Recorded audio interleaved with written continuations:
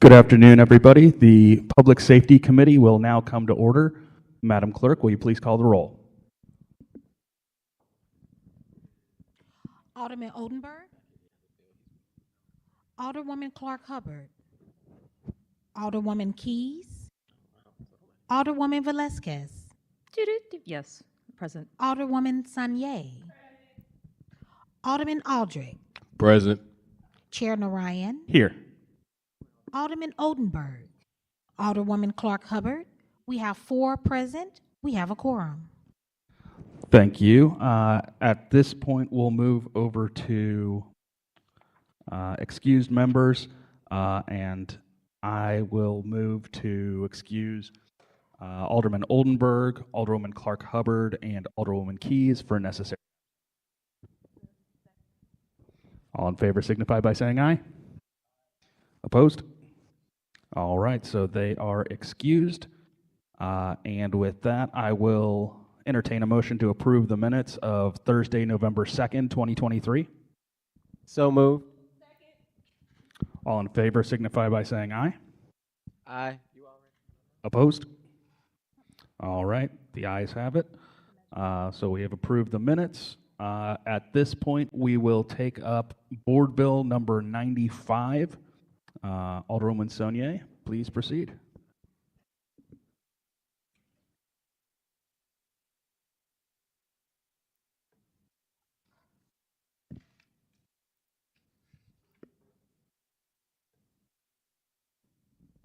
Good afternoon, our chair and members of the committee. I have never seen the seats look this way. I'm used to them looking so much more fuller than public safety. So the board bill that I'm bringing in front of you all today, Board Bill 95, I first want to start and say I'm not asking for a vote today. I just want to have a discussion about this, get this on the radar, get you all's feedback, and then I will incorporate that and come back next week with the committee sub and potentially ask for a vote at that time. This bill has a few focuses, but it's most broadly focused. Basically, I think all of us, one of the things that we discuss is public safety and taking a holistic approach to public safety. And so there are several things within our municipal ordinances that address violations connected to guns, which I think is important. I think as a board, we're all kind of taking a stand that's important. But I also think it's important that while we're cracking down and holding folks accountable, we're investing in the things that they need to not be in position to make those decisions again, whether that is mental health and behavioral support, whether it's domestic violence support, support of reentry, whatever that looks like. And our Office of Violence Prevention is in the city that does those services. The next thing that I would do is just walk us through, because this bill addresses several sections and several different violations. So I'm going to just kind of walk us through each section and what each one is addressing.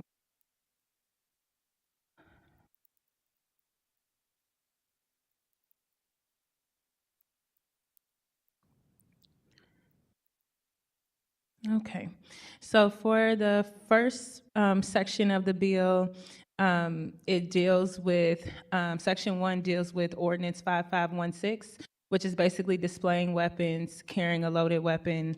I think that's pretty self-explanatory. And again, I want to emphasize that these are dealing with municipal violations. So this would be in the case that it's not tried in state court or federal court. And so each penalty that would be amended under this proposition of this bill would add in a fine between $100 and $500 and incarceration of up to 90 days, which is not too different from what's in place. But one of the key differences there is that it would go to the Office of Violence Prevention. The other thing I want to pre-shadow for you all is the bill that you all might be looking at does have a section for juveniles. We were working on this for quite some time ago, but I think we saw, from Alderwoman Spencer's bill to Alderman Aldrich's bill that happened last week, where the juvenile court is at the discretion of the state's court. So when you get a committee substitute, you'll have anything dealing with anyone under 18 stricken out, since that's at the discretion of the state courts. Section 2 deals with persons with active restraining orders carrying firearms. Again, a very important violation. Not changing up too much was done, except that there is no first or second or third offense same penalty for each one. And it's fined between 100 and 500 or sent to jail for 90 days. Again, the primary difference is where those fines and fees will go, which each of these is 75% to Office of Violence Prevention, 25% will go to the city for administrative fees. The third, Section 3, deals with firearms left in vehicles. I'm sure it's one of the ones that we all see the most common as alders. So again, this is another one. This one does kind of carve out by offense, the change in that. So the first time offense will be up to $500 in 30 days. Second time offense, $500 and up to 60 days. Third time offense, $500 in 90 days. Section 4 deals with sales to minors in possession of projectile weapons. Again, has that carve out for a first time offense, second time offense, third time offense. Same fee amount, difference in the 30, 60, and 90-day periods, and it sends those fines and fees would be going to the Office of Violence Prevention. Section 5, same thing. This is Ordinance 59569 that deals with the throwing of stars. Same thing for the first time, second time, and third time offense carve-outs, $500 fee each time, but then 30 days, 60 days, and 90 days respectively. Section 6, carrying a firearm into the airport. Currently, Section 6 of this law just denies a person entrance into the airport if they are carrying a firearm, but there are no penalties outlined. So this you would be denied, but then you would also be subject to the following penalties of up to $500 fine and then 30, 60, and 90 days each time. Section 7 is the discharging of firearm. Again, currently the law that criminalizes shooting gun into the air does not have a penalty attached. It just states, if you're found guilty for a misdemeanor, but it doesn't authorize a punishment. So this would not only a misdemeanor, but it would also add the penalty portion of it. And again, $500 fee each time, but 30, 60, and 90 days respectively. Section 8, sales to minors. This is one of the ones that I think is also really important and definitely important to know. Right now, the law that criminalizing selling a gun to minor, it does not have a penalty attached. So this would be adding a penalty in place. And then same thing, $500 each time, 30, 60, 90-day period. And yeah, that is a summary of each one. I know that's kind of complex, and each one has a different things, but I've tried to kind of outline what's currently in place versus what we were doing. And so the big things that this bill is doing is sending the fines and fees to Office of Violence Prevention. But also, we did spend time going through the codes and looking for those dealing with guns that don't have penalties attached, put penalties on them, but at the same time, making sure that those funds go to the Office of Violence Prevention. And with that, I can take any questions. Thank you, Alderwoman. I have just a couple of questions. So in terms of the costs, you said that the fees would be split between the Office of Violence Prevention and the courts. Yes, for administrative fee cost. I'm sorry? Administrative cost. Okay, so is that in addition to the normal court costs, that whatever costs are normally tacked on at the municipal level? Yes. Okay. And then is it your intent here, because I know that we had this discussion on Alderwoman Spencer's bill, I believe. Is it your intent here that the municipal court would move on these violations in addition to the state courts? So you'd have essentially two prosecutions happening if you violated either of these, or would we be deferring to the state court unless the state court did not? I think it's going to ultimately depend up to the prosecutor. Honestly, my intent is not to kind of define that for the prosecutor or to keep the state from doing the best course of action. The intent is just to define, should the prosecutor decide to pursue these things on the municipal level, the path is very clear as far as what the options are. So it will still be up to the prosecutor, and it could be a double charge between the municipal court and the state court. It's up to them. I'm not trying to make that decision. I think that's a little bit above our purview. Sure. Would you be open to, and I'm just kind of thinking about it, would you be open to putting out some sort of carve out so that in the event that the state did move on any of these, that the federal government or state moved on any of these, that we wouldn't Yeah, pursue it in the municipal court as well. It just seems like a fundamental fairness thing to me to not continue going after people for the same bad act if they are currently being prosecuted. absolutely. Okay. Well, with that, I'll open it up to questions from the rest of the committee. Alderwoman Velasquez. All right. And Alderman Aldridge. Thank you, Mr. Chair. Thank you, Alderwoman, for bringing this forward.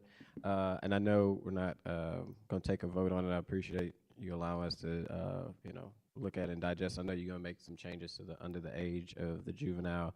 One, I guess, question: would you be amendable to changing it from "and" to "or"? I know there's a lot of we're adding penalties to things that one don't have penalties, which is maybe a good thing, but it would, the way that I read it would say you get fined 500 and would have to do. So I was curious if maybe it would be amendable to changing the "and" to maybe an "or." Yeah, would you be okay with changing it to and/or so that it's still at the jurisdiction of the prosecutor and the judge? Would that address what you're saying? Ultimately, however we play with the wording, ultimately, the way that I look at it says you'll get fined up for 500 and a period of incarceration. So not only will you get fined, but then for the first time, like offense for all these is 500 and 30 days of jail, which is, of course, I know we want to crack down on guns, but I think we know how when in jail, how hard it is to be able to continue support. And if you do it for a second time, to support your family and stuff, is a 60-day, then 90 days with a constant fine over. So I was just curious if you was willing to do either a fine or incarceration. Yes, I will. I have been talking to the city councilor and the prosecutor's office, so I would need to, make sure that that is cool with them, but I'm open to that amendment. What I suspect is at minimum, what we definitely could do is add an and/or cause. So if one of those offices say that they would still like to do both, they still would like the option of the both. If we have and/or, then at least they have the option of choosing one or the other. Okay. And then I think the chairman answered my other question. I was curious with the airport, because I know they already have federal penalties for carrying a firearm and heavy fines. So I guess we'll be double tacking on that one for the airport one. I think I'm going to do what Alderman Orion said and go back and add in some language that makes it sure that we're not going to double prosecute on things. Gotcha. That's all I got. Great. Well, anything further on this at the moment? No. All right. For you all's feedback. Well, per your request, we're going to hold this in committee for today, and we'll take it back up, I guess not next week, but the week after that, unless you guys want to come here for Thanksgiving. So with that, we'll move to, is there any written testimony on this, Madam Clerk? No, we have none.